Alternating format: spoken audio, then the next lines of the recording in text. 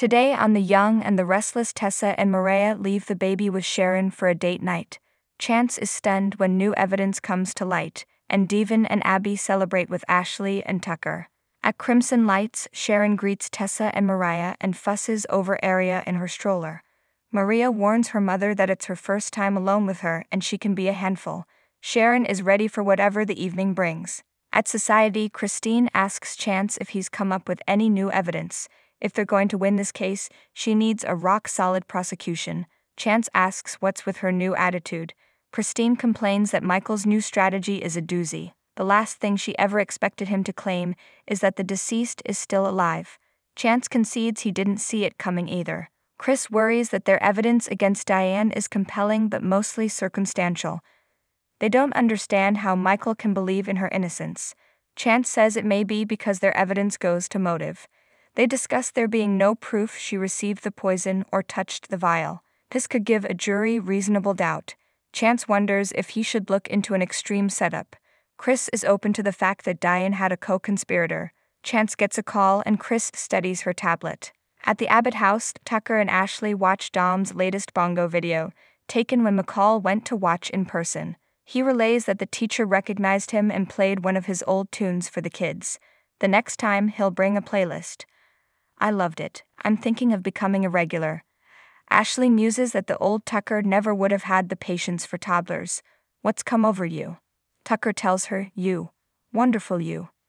Ashley asks why he's in such a good mood.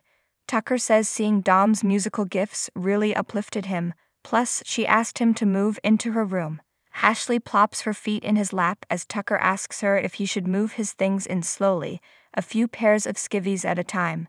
Ashley thinks they can do better than just skivvies. Suddenly, Diane interrupts the lovebirds, and Ashley needles her about her ankle monitor. Tucker suggests they head upstairs. Ash wants to leave the house entirely.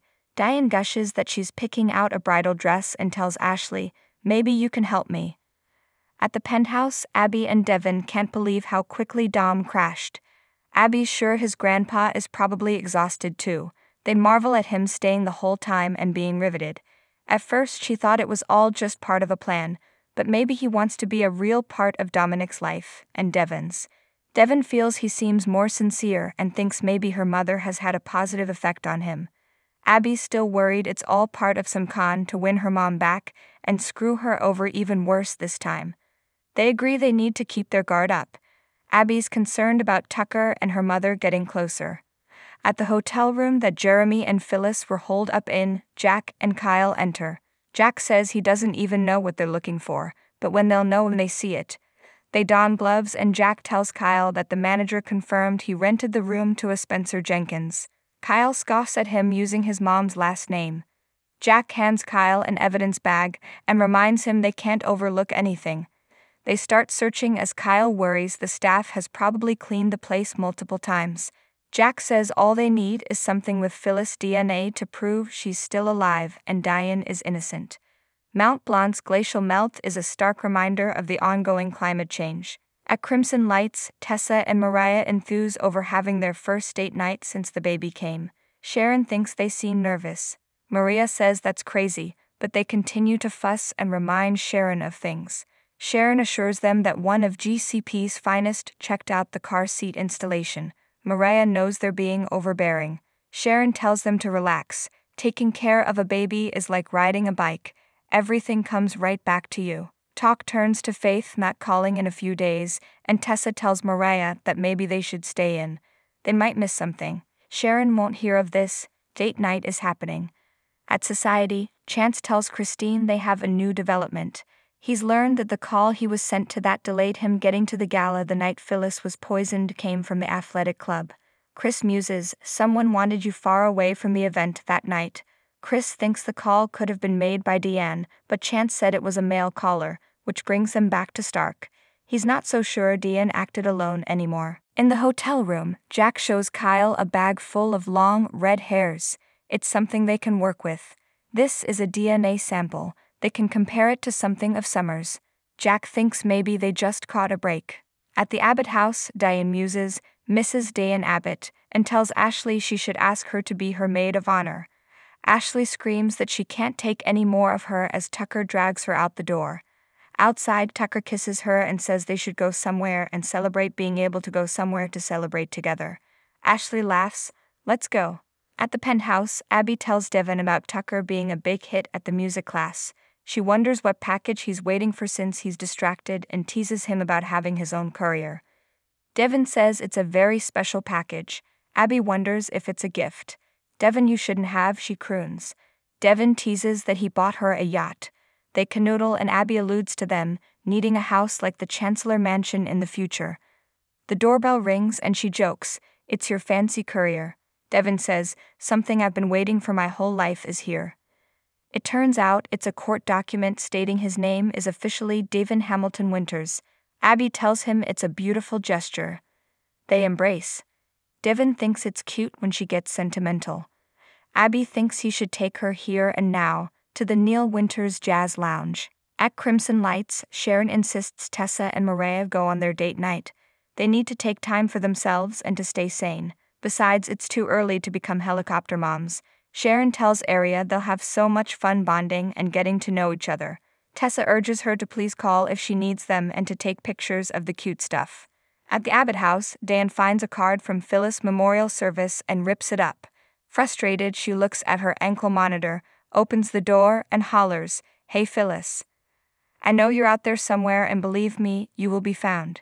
At Society, Maria and Tessa try to rein themselves in from calling to check on the baby. Abby and Devin appear and guess it's their first time away from the new baby. Abby assures them it's not too soon. Devin invites them to join them in the jazz lounge. They say, maybe later? Abby says, "You know where we'll be." As they walk off, Tessa and Mariah pick up their phones and start sharing photos and videos of Aria. At Society, Chance tells Christine that their case has too many holes. He finds it more and more plausible that Phyllis and Stark were in on this together. They may have decided to turn the tables on Diane and frame her for murder, which is the exact same thing she did. Christine is frustrated that he's getting sucked into Michael and Jack's attempt to exonerate Diane. Chris knows Phyllis would do anything to punish her enemies, but she doesn't believe she'd do it at the risk of hurting or losing her children. At the Abbott house, Jack and Kyle anticipate the results of the DNA testing soon. Jack asks how Summer handled the news about Phyllis. Kyle says she shut down. He wants to help her, but there's so much he doesn't understand. He witnessed tension between her and Daniel, and doesn't know whether she's afraid to have hope or what. Jack thinks the DNA test results will go a long way to turning Summer around. Kyle hopes so. He's trying to have an open mind, but he's getting more and more pissed at Phyllis. How can she put her daughter through this, especially after upbraiding his mom for doing it to him? Diane appears and hopes they found something. Jack tells her they're hoping to hear something soon. At the GCAC, Tessa and Mariah peruse their menus. Mariah puts hers down and they agree something feels strange. They realize they feel more grown up and can't even order drinks in case Aria needs them. Tessa says everything is about her because she deserves that. At Crimson Lights, Sharon tells Aria she's had a surprise delivery. It's champagne. She wonders who it's from and pulls out the card, which says, "Memories are what life is made of." In the jazz lounge, Devin tells Neil's portrait that he feels closer to him than ever and promises to honor his name in a way that makes him proud. Ashley and Tucker appear and Abby and Devin invite them to join them for a drink.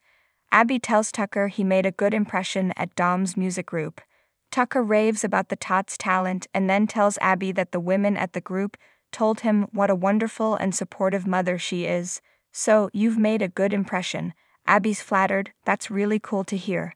Ashley asks if they're celebrating. Devin says that as of today, he's officially changed his name to Devin Hamilton Winters. Ashley muses, "Wow," and Tucker smiles. Devin explains it means a lot to him. Tucker thinks it's a fitting tribute and that Neil is looking down, prouder than ever. They toast to his new name. At the Abbott mansion, Diane worries whether a DNA match on the hair would be enough to get Christine to drop the case. Kyle says there's no plausible way Phyllis' hair could have gotten into that room after she died. Jack gets a call from the lab. At Society, Chance takes a call from Jack as Christine leaves. Jack assumes the cop has heard the latest. Chance says he has, and he hopes Jack isn't filling Summer's head with false hope.